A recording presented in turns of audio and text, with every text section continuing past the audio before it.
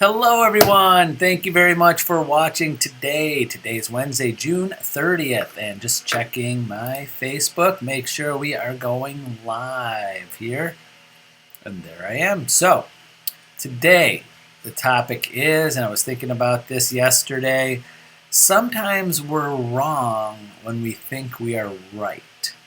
Have you ever thought that way? Have you ever caught yourself, wow, I was wrong about that? Because I feel in today's world, a lot of times more and more people feel like as a society we don't want to admit we're wrong more than ever before.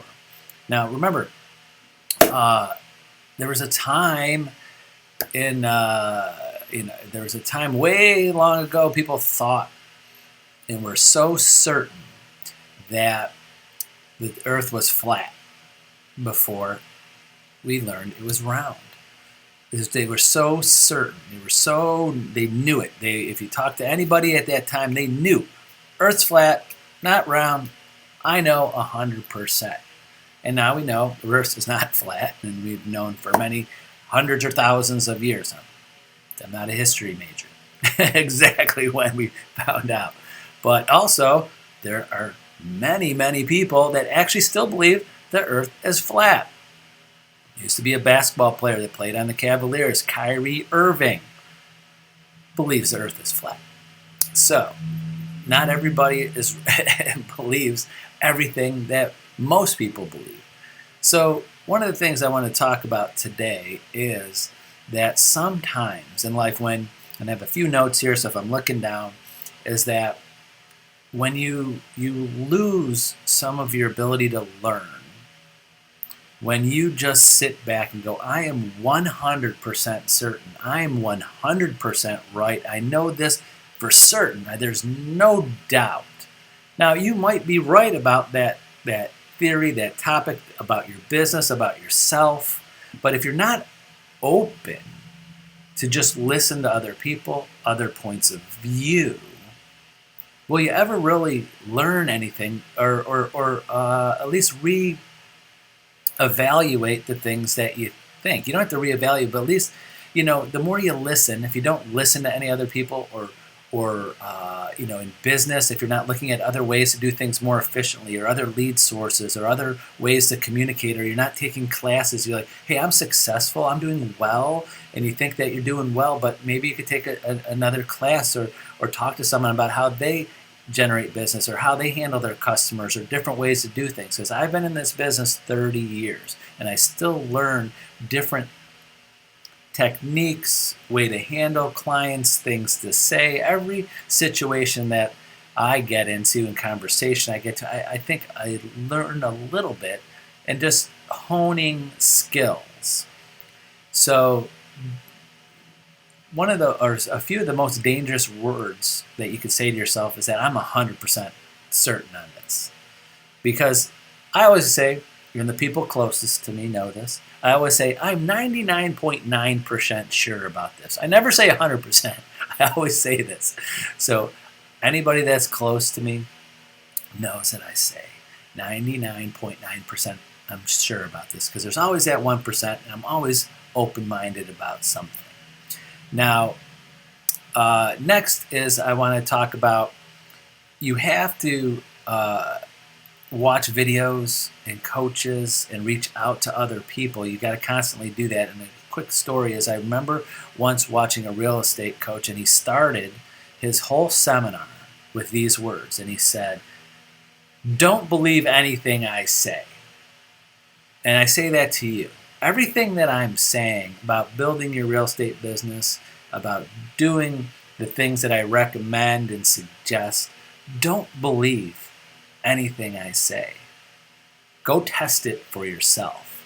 And that stuck with me over all of these years, because you're never going to believe something that someone tells you to do, that something is better for you, something that is good for you physically, emotionally, mentally, business-wise. No, you're never going to 100% believe it until you do it yourself and test it and see it for yourself with your own eyes and see, yes, what they told me is true.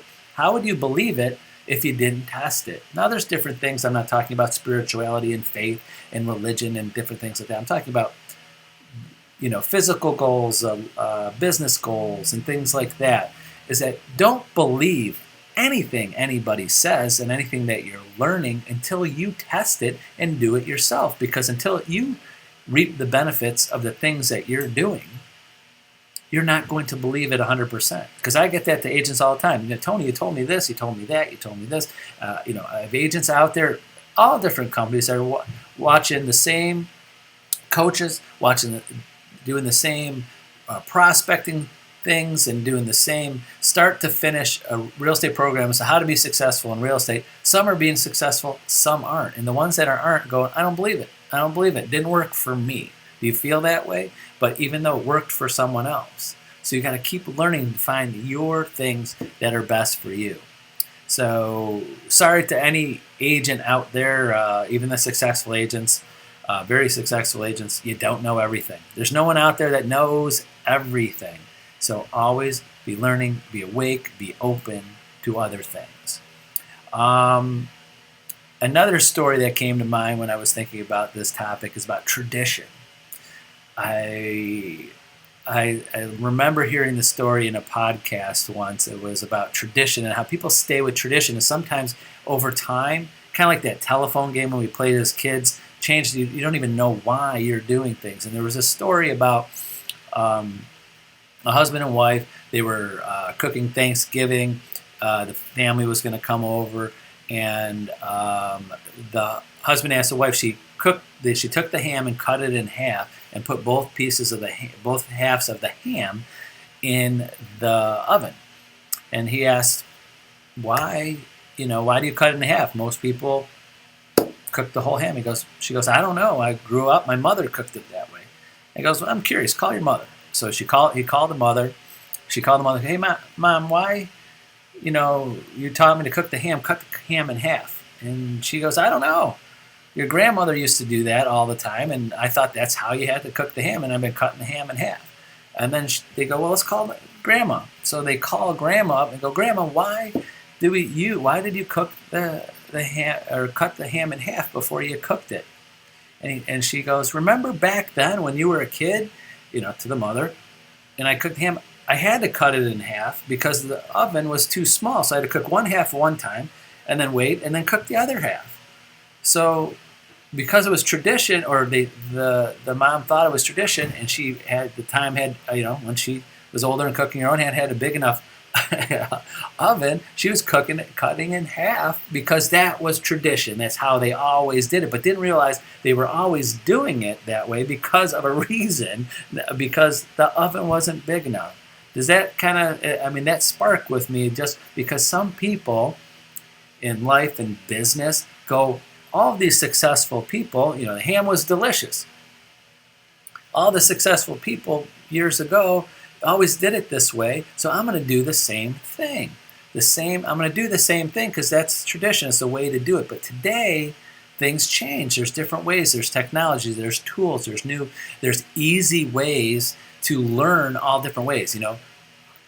Decades and decades ago, if you wanted to learn something, you had to go to the library, read a book, or call someone on the phone and learn, or go to a class. Today, with the technology and tools, how many different points of view on a certain topic can you find? YouTube. How many, almost every successful or coach or agent or whatever is putting videos like this on YouTube, and you can find their point of view. Search whatever subject you want.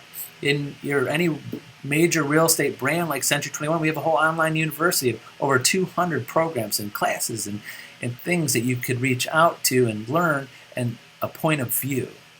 So you could recheck those traditions. Those things that people have been doing, is it still working today? A lot of them have. But some things you might say, I could freshen that up a little bit. I could learn from this. And lastly today, I want to give you just a little tip. I know this one's being a little bit long today, is that admitting you're wrong it could be a very powerful thing in building a relationship with someone. A lot of people, and again, let me go back. I feel, it's my opinion, is that as an early age, for some reason, if you've ever, I've had children, and at a young age, it wasn't until I had my first son that I realized that children really, when they're small, they learn negative reinforcements. And if they do something wrong, they're going to get either yelled at, or they got to take their toy away, or whatever. There's negative reinforcements if they're wrong or do something wrong. So what do? They lie. They lie. They don't want to admit they're wrong because they're worried about the negative consequence. So again, this is my theory. I'm not a PhD in people. This is my lifelong experience, is that sometimes some people have a hard time admitting they're wrong. It's just a knee-jerk reaction, like when they're children. Nope, didn't touch that. Nope, didn't eat that. Nope, I didn't do that. And you say no right away. But in business and in relationships, I've learned that if they know you're wrong and you don't admit you're wrong and you did something wrong, I'll just say it's completely by accident. You ruin the relationship. No matter if they admit it to you or not, you ruin it.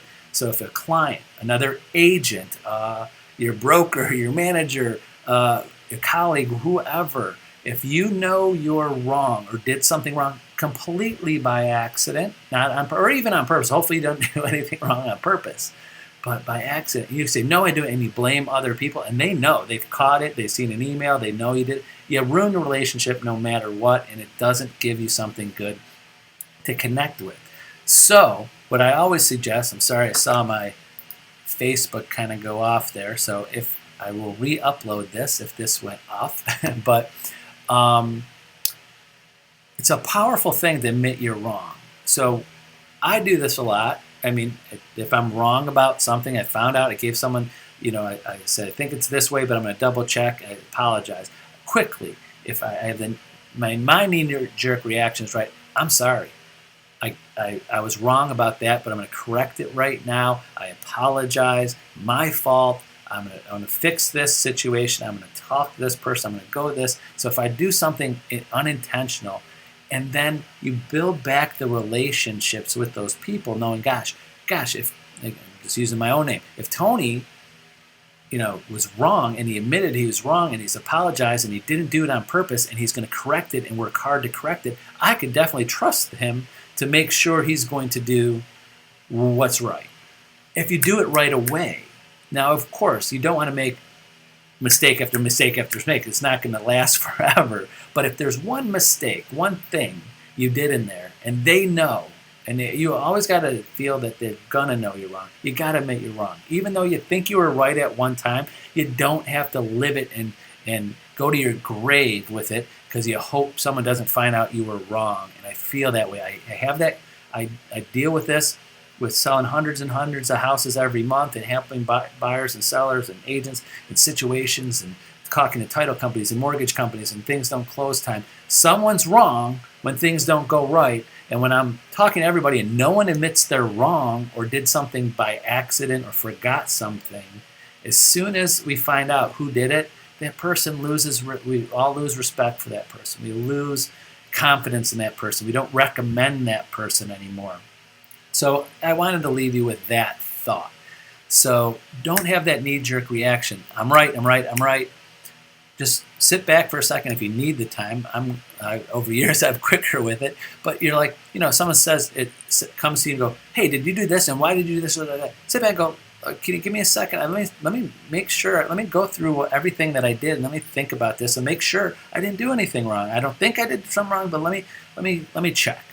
And they'll respect you for that. And then when you come back, hopefully you say, I'm sorry, no, I didn't do anything wrong. There's nothing I missed. Everything's here. I'm double-checked and triple-checked everything I did. I have conversations and emails and texts. And now there's a whole different story of who did something wrong and how to handle that. That's a whole nother video.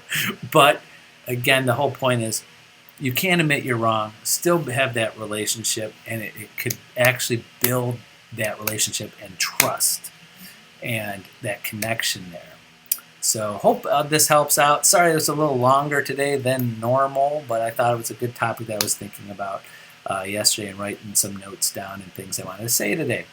So that's it. That's about a great Wednesday, June 30th, and we will see you tomorrow in July. So have a great day, everyone. Bye-bye.